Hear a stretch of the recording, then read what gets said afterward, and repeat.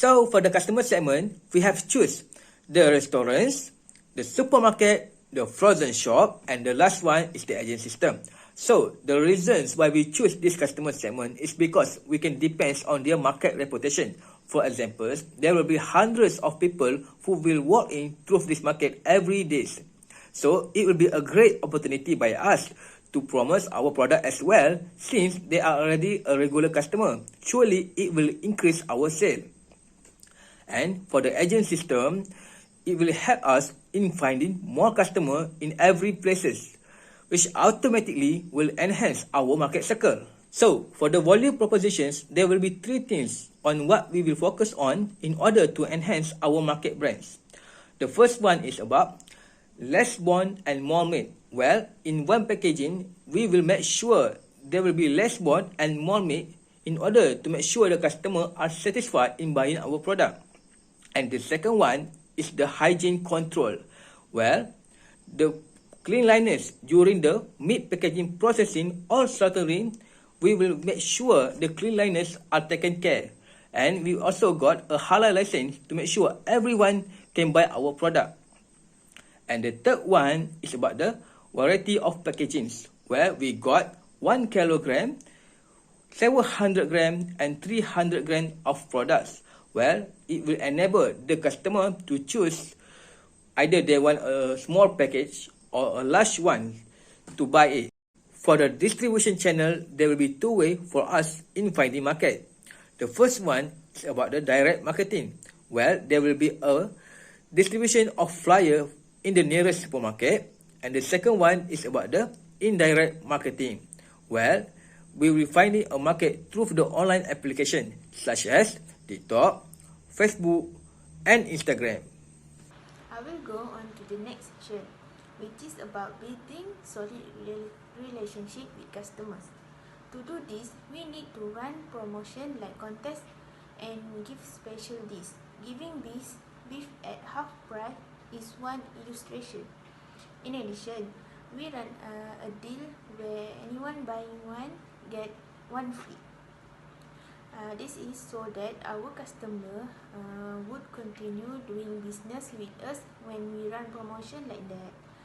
We also have a ready supply of beef on hand so that we can meet client demands for it whenever they arise. It increases customer confidence in our business. Our product is less expensive than the competition, which means that the price of the good or service is lower than typical or than they anticipated.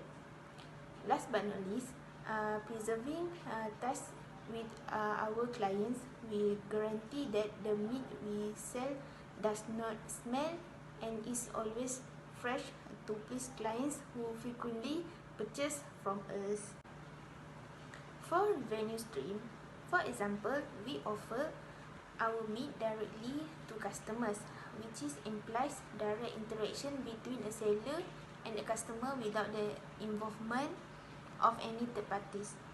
Next, earn money from posting and delivery. For example, if a customer needs meat but is too lazy to walk inside, our employees can deliver it to their home, but the cost will depend on how far the customer's house is from the delivery location. As example, for one delivery, 3 kilometers, for instance, will be charged to ringgit. Other than that, we employ other ways to sell to restaurants and supermarkets. For instance, a restaurant might prepare a dish like lamb chops. If a supermarket has a chiller, we sell to it if it does, so that our product won't spoil and last as long as possible. Sales of our meat through retailer agencies and dropships. For instance, we are paid based on how well our meat is sold via the agencies and dropshippers. Okay, next is key resources. Who and what will we need to create this value? Key resources can be physical, financial, intellectual, or human.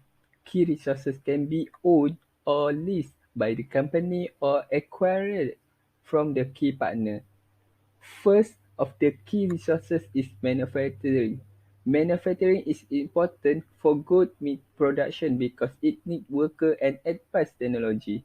Second is marketing. Marketing for goat meat help to achieve significant gain to more positive consumer perception of goat meat nutritional worth. Thirdly is Thirdly is conduct R&D including SWOT analysis. Research and development R&D using SWOT analysis is a method that is very important to help improve the rationale of the problem in the goat meat market and get a better result than other to get a differences. Lastly is trade-in. Trade-in in goat meat refer to the process for transferring the goat from another place to another place before the slaughterhouse. Okay. Next is key activity. Key activity are the critical things that you absolutely must do in order to develop and maintain your competitive advantage. Small business and startup will often list tasks or processes at this stage because they are fairly simple. First of the key activity of meat goat meat production is laboratory examination. This is or sample.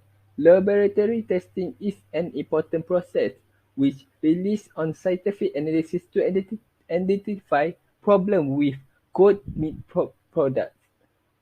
Okay. Secondly is research and development (R&D) in feed. This is the process by farm worker to generate new knowledge about feed that is used for goats.